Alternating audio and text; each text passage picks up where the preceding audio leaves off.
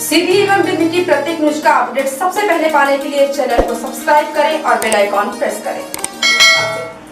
मध्य प्रदेश के पूर्व नेता प्रतिपक्ष अजय सिंह ने सिटी हलचल को दी गई विज्ञप्ति में बताया है कि दल बदल के कारण मध्य प्रदेश के 22 विधानसभा क्षेत्रों और 2 अन्य विधानसभा क्षेत्रों में होने वाले उपचुनाव को मद्देनजर रखते हुए हाल ही में इन क्षेत्रों में सरकारी अधिकारी कर्मचारियों की गई पदस्थापनाओं को तत्काल निरस्त करके इन विधानसभा क्षेत्रों में सारी नियुक्तियां पैनल मंगाकर चुनाव आयोग द्वारा किए जाने और जन अभियान परिषद को भंग करके चुनाव वाले क्षेत्रों में उसका आवागमन प्रतिबंधित करने की मांग चुनाव आयोग से की है।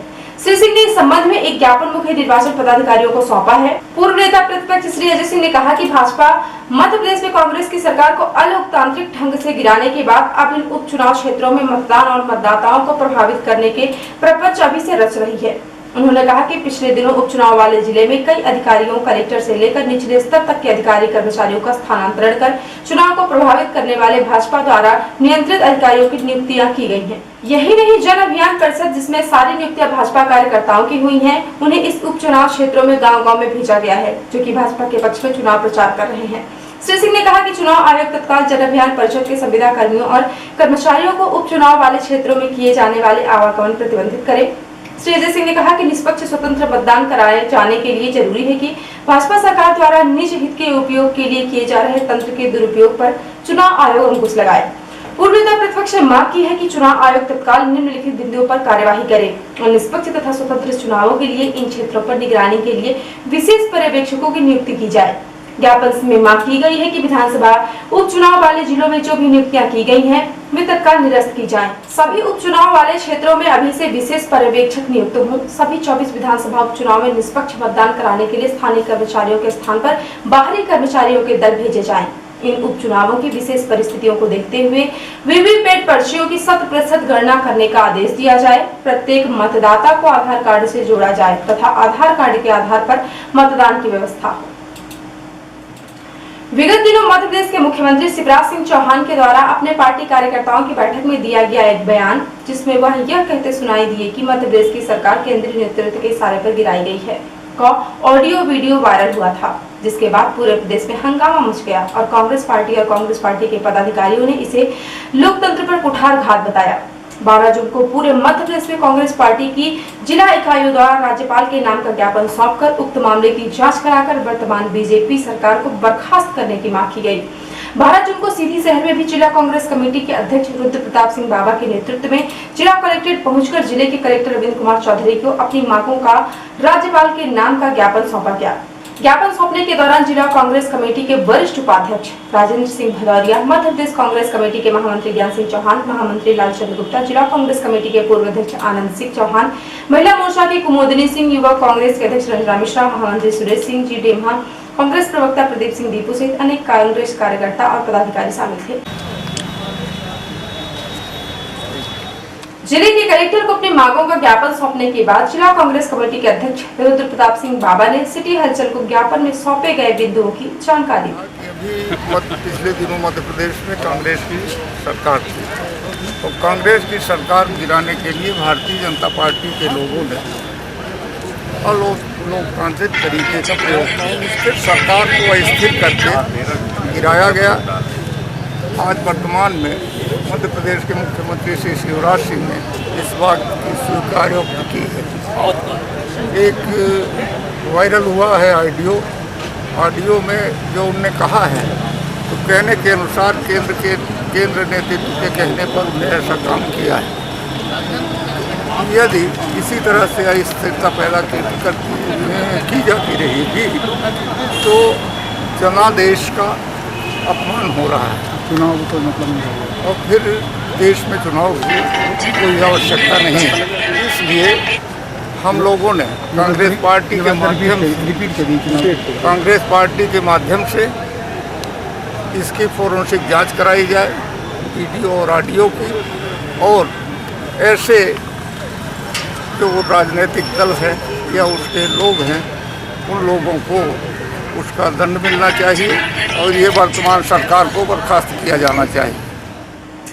पूरा देश विगत 3 महीने से कोरोना नाम की महामारी की विभीषिका झेल रहा है। विगत 3 महीने के दौरान सभी तरह के व्यापार और गतिविधियां ठप होने की वजह से लोग आर्थिक तंगी झेल रहे हैं। ऐसे में महंगाई बेलगाम हो रही है, जिससे लोगों का अब खर्चा चलाना भी मुश्किल हो रहा है। विगत 3 दिनों में पेट्रोल कंपनियों ने डीजल और पेट्रोल के दामों में 3 रुपए से भी ज्यादा प्रति लीटर की बढ़ोतरी कर दी है, जिसका सीधा असर देश और प्रदेश की जनता के कंधों पर पड़ा है। कोरोना बीमारी के साथ अर्थव्यवस्था की परेशानी झेल रही जनता के लिए रोज बढ़ रहे डीजल पेट्रोल के दाम किसी मुसीबत से कम नहीं है। जनता वैसे ही महंगाई से कराह रही है। ऐसे में डीजल पेट्रोल के बढ़ रहे दामों से सभी तरह की वस्तुओं में महंगाई का असर साफ दिखाई पड़ने लगा है। 12 जून को इस संबंध में सिटी हलचल ने जिला कांग्रेस कमेटी की महिला पदाधिकारियों से जब उनकी प्रतिक्रिया चाही तो उन्होंने कहा कि इस महामारी में जनता को महंगाई की आग में झोंकना बिल्कुल भी बर्दाश्त नहीं किया जाएगा और हम लोग इसके लिए अब सड़कों पर उतरकर आंदोलन प्रदर्शन करेंगे। आप लोग एक राजनीतिक दल के कार्यकर्ता और पदाधिकारी हैं। कोरोना काल को 3 महीने हो चुका है। इन 3 महीने के दौरान अब जब जनता को राहत मिलनी चाहिए, ऐसे समय में डीजल पेट्रोल के दाम बढ़ रहे हैं, गैस सिलेंडर के दाम बढ़ रहे हैं, क्या कहना चाहेंगी आप लोग? ये तो सीधे सीधे जनता के साथ जो है तो बहुत ज़्यादा ही जनता को त्रस्त करने की जैसी स्थिति है, क्योंकि अभी जिस हिसाब से महंगाई बढ़ रही है, चाहे आप पेट्रोल की कीमत ले लीजिए, चाहे डीजल की ले लीजिए, चाहे रसोई गैस की ले लीजिए। अभी एलपीजी गैस जो है 125 रुपया बढ़ा है। इस पे घरेलू महिलाओं के लिए और साथ में जब लॉकडाउन का पीरियड रहा तो कहीं से किसी का किसी तरह से जो है कोई रोजगार, धंधा, व्यापार सब पूरी तरह से चौपट था। जहाँ इस समय जनता भूखों मरने की स्थिति में है और उस स्थिति में इस तरह महंगाई का बढ़ना बहुत ही घोर निंदनीय है और इस तरह का अगर सरकार द्वारा किया जा रहा है तो ये सरकार की सीधे सीधे जातीय है और इसके विरोध में सभी महिलाएं मिलकर आंदोलन करेंगी। जब इस समय पेट्रोल के रेट रोज मतलब प्रतिदिन बढ़ा रहे हैं, जबकि इस कोरोना के समय में पूरी जनता भारी संकट में है, खाने के लाले पड़े हैं, मध्यम परिवार तो और त्रस्त है और सब मार हम लोग किसानों के ऊपर पड़ रही है। ये कैसे किसान हित ऐसी सरकार है जो सिर्फ पेट्रोल और डीजल में केंद्रित हो गई है। ट्रैक्टर उसी से चलते हैं, उसी से सारे सब बीज महंगा, खाद महंगी, तो किसानों की न तैसी है न मध्यम परिवार की है, सरकार ही तैसी है। और रोज़ जो अगर डीजल और पेट्रोल के दाम बढ़ेंगे तो हम लोग स्ट्राइक करेंगे और सभी महिलाएं भी मिलकर के आमरण अनशन में बैठेंगे। कलेक्टर रविंद्र कुमार चौधरी द्वारा आदेश जारी कर मध्य प्रदेश शासन राजस्व विभाग के निर्देश के परिप्रेक्ष्य में सीधी जिले में बाढ़ नियंत्रण कक्ष भू प्रबंधन कार्यालय परिसर में खोला गया है।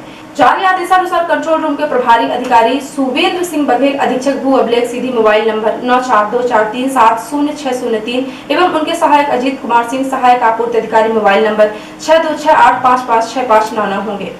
बाढ़ नियंत्रण कक्ष दिनांक 15/6/2020 से 30/9/2020 तक संचालित रहेगा। जिला कंट्रोल रूम में विभिन्न विभागों के कर्मचारियों की ड्यूटी लगाई गई है। सुबह 6 बजे से दोपहर 12 बजे तक आशीष कुमार उइके, अनुरेखक RES सीधी, भागवत प्रसाद साकेत, कलाकार पंचायत एवं सामाजिक न्याय सीधी एवं राम स्वरूप वर्मा खलासी REC सीधी दोपहर 12 बजे से सायं 6 बजे तक, शिव शंकर शुक्ला सहायक वर्ग 3 विकास खंड शिक्षा अधिकारी रामपुर नैकिंग, BV राजू सहायक वर्ग 3 जल संसाधन विभाग सीधी एवं मनमोहन प्रसाद केवट स्थायी कर्मी RES सीधी की ड्यूटी लगाई गई है। इसी प्रकार सायं 6 बजे से रात्रि 10 बजे तक अनिरुद्ध कुमार मिश्रा सुपरवाइजर महान परियोजना संभाग सीधी, रजनीश कुमार मिश्र सहायक मानचित्रकार जल संसाधन विभाग सीधी एवं कैलाश चर्मकार परिचारक पशु चिकित्सा सेवाएं सीधी रात्रि 10 बजे से सुबह 6 बजे तक, हंसराज सिंह तथा संतोष कुमार पांडे स्थायी कर्मी PWD सीधी एवं दिनेश कुमार पटेल स्थायी कर्मी PWD सीधी की ड्यूटी लगाई गई है।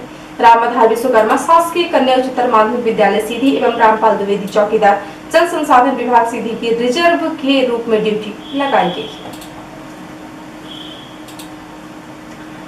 मुख्य चिकित्सा एवं स्वास्थ्य अधिकारी डॉक्टर BL मिश्र ने बताया कि टीबी वैलिटी वैन को अग्रिम भ्रमण कार्यक्रम अनुसार ग्राम ममदर विकासखंड रामपुर नैकिंग के लिए रवाना किया गया है। यह वैन वातानुकूलित है। इसमें एक्सरे, खखार जांच लैब की सुविधा एवं क्षय रोग के प्रचार प्रसार की सुविधा उपलब्ध है। उन्होंने बताया कि शासन द्वारा प्रत्येक संभाग मुख्यालय पर यह वैन उपलब्ध कराई गई है। संभाग स्तर से रीवा एवं शहडोल संभाग के समस्त जिले में 15-15 दिनों तक संचालित कराया जाता है। संचालन हेतु POL, माई ड्राइवर सहित तथा staff, lab technician, x ray technician, चिकित्सा अधिकारी की व्यवस्था संबंधित जिले के द्वारा की जाती है। मुख्य चिकित्सा एवं स्वास्थ्य अधिकारी डॉक्टर मिश्र ने बताया कि वैन के भ्रमण कार्यक्रम अनुसार उस क्षेत्र के मैदानी कार्यकर्ता चिन्हित मरीजों को एकत्रित कर उनकी जाँच करवाएंगे। फिर चिन्हित टीबी मरीजों का भावी उपचार तय किया जाएगा। प्रत्येक जिले को 15 दिन के लिए क्रमशः 3 माह के अंतराल में इस वैन का लाभ प्राप्त हो सकेगा। 15 दिन के उपरांत इस वैन को दूसरे जिले में उक्त कार्य के लिए भेज दिया जाएगा। और अब पेश है प्रादेशिक खबर। राज्यसभा चुनाव मतदान से पहले सभी विधायकों को देना होगा नो कोविड कंटेक्ट डिक्लेरेशन। 19 जून को 3 सीटों के लिए वोटिंग होगी। मध्य प्रदेश में बाजार खुलते ही बेकाबू हुआ कोरोना संक्रमितों की संख्या 10,000 के पार हुई। दिग्विजय ने शिवराज की ऑडियो प्रकाश सरकार गिराने में मोदी और शाह के शामिल होने का भंडाफोड़ करने के लिए आपका धन्यवाद। और ज्योतिरादित्य और उनकी मां की दूसरी रिपोर्ट निगेटिव आई, जल्द मिल सकती है अस्पताल से छुट्टी। और अब पेश है राष्ट्रीय समाचार। देश में कोरोना के मामले 3 लाख के पार हुए। इनमें से 33% कोरोना पॉजिटिव सिर्फ महाराष्ट्र में। यूपी के सीएम योगी आदित्यनाथ के आवास समेत 50 इमारतों को बम से उड़ाने की धमकी, सुरक्षा बढ़ाई गई। जम्मू कश्मीर के उरी में पाकिस्तान ने संघर्ष विराम का उल्लंघन किया, 1 महिला की मौत और 1 जख्मी। और नेपाल के सैनिकों ने बिहार बॉर्डर पर खेत में काम कर रहे लोगों पर फायरिंग की, 1 की मौत, 4 घायल। और अब पेश है प्रमुख खबर। उपचुनाव वाले क्षेत्रों में की गई नियुक्तियों को तत्काल निरस्त करने और नियुक्तियां चुनाव आयुक्त पैनल द्वारा मंगाकर करने की मांग का ज्ञापन पूर्व नेता प्रतिपक्ष अजय सिंह ने मुख्य निर्वाचन पदाधिकारी को सौंपा। मध्य प्रदेश की सरकार केंद्रीय नेतृत्व के इशारे पर गिराई गई है कि वायरल हुए ऑडियो वीडियो के बाद भड़की कांग्रेस पार्टी ने राज्यपाल के नाम का ज्ञापन सौंपकर वर्तमान बीजेपी सरकार को बर्खास्त करने की मांग की। लगातार बढ़ रहे पेट्रोल डीजल के दामों से भड़की कांग्रेस की महिला पदाधिकारियों ने कहा, अब हम सड़कों पर उतर कर करेंगे प्रदर्शन। कलेक्टर रविंद्र कुमार चौधरी ने आदेश जारी कर बाढ़ नियंत्रण हेतु कंट्रोल रूम किया स्थापित। और टीबी वैनिटी वैन के माध्यम से रोगियों को होगी शीघ्र पहचान एवं उपचार। जिले में 15 दिनों तक भ्रमण करेगी वैन। तो ये थे आज की खास समाचार। यदि आप हमारी न्यूज फेसबुक पर देखते हैं तो हमारे फेसबुक पेज को लाइक और फॉलो करें, और यदि आप न्यूज यूट्यूब पर देखते हैं तो हमारे यूट्यूब चैनल को लाइक, शेयर और सब्सक्राइब करें। साथ में बेल आइकॉन प्रेस कर लें ताकि जब भी न्यूज चैनल पर अपलोड हो आपको उसका नोटिफिकेशन मिल जाए। यदि आप ताजी न्यूज पोर्टल पर पढ़ना चाहते हैं तो लॉगिन करें www.ntvindianews.com। सीधी एवं बिंदु क्षेत्र की प्रत्येक न्यूज का अपडेट सबसे पहले पाने के लिए जुड़े रहें नवीन नेटवर्क सिटी चैनल के साथ। नमस्कार।